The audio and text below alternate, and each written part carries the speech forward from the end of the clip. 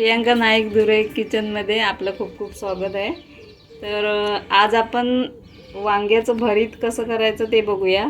हे माझ्या मिस्टरांची favourite dish आहे व त्यांच्या पद्धतीने मी आज करणार आहे। तर कशी करायची ते बघूया। तर त्यासाठी मी ही 2 वांगी घेतली आहेत। खरं तर भरीतसाठी मोठी वांगी घ्यायची असतात, पण माझ्याकडे आता जी अवेलेबल आहेत ती मी घेतली आहेत। तर ही 2 वांगी घेतली आहेत आणि म्हणजे त्याला असे टोचे मारून घ्यायचे, कारण ती आपल्याला भाजायची आहेत ना, म्हणून असे टोचे मारून घ्यायचे, नाहीतर ती फुटण्याची शक्यता असते।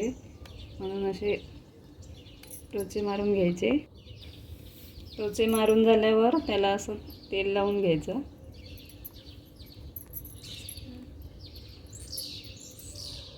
आता हा बघा गॅस पेटवून घेतला आहे व गॅसवर आता हे वांग भाजून घेऊया।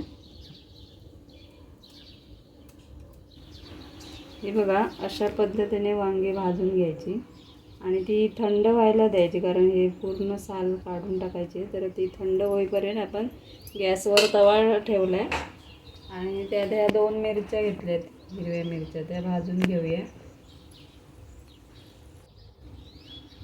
हे बघा असं थोडंसं तेल टाकायचं व त्या तेलात भाजून घ्यायचं।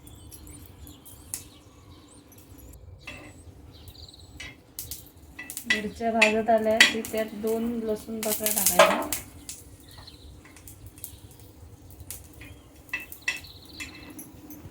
हे बघा अशा पद्धतीने भाजून घ्यायच्या।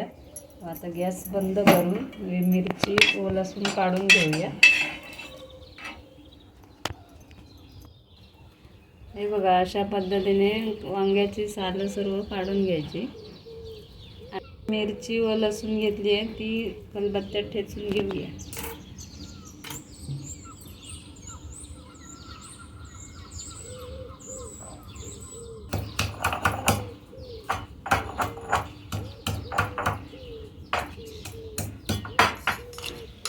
हे बघा खलबत्त्यात अशी मिरची व लसूण ठेचून झालेली आहे, ती आता काढून घेऊया।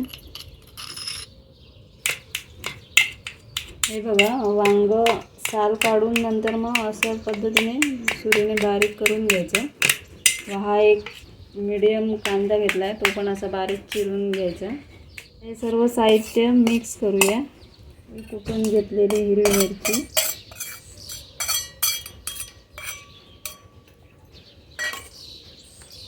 चवीनुसार मीठ, वरून खोबरेल तेल टाकायचं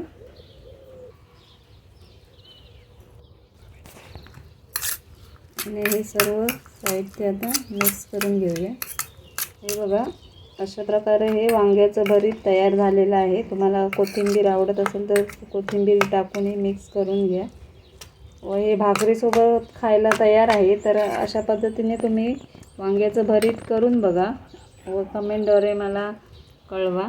अशा पद्धतीने मस्त टेस्टी असं वांग्याचं भरीत आम्ही आता भाकरीसोबत खाणार आहोत।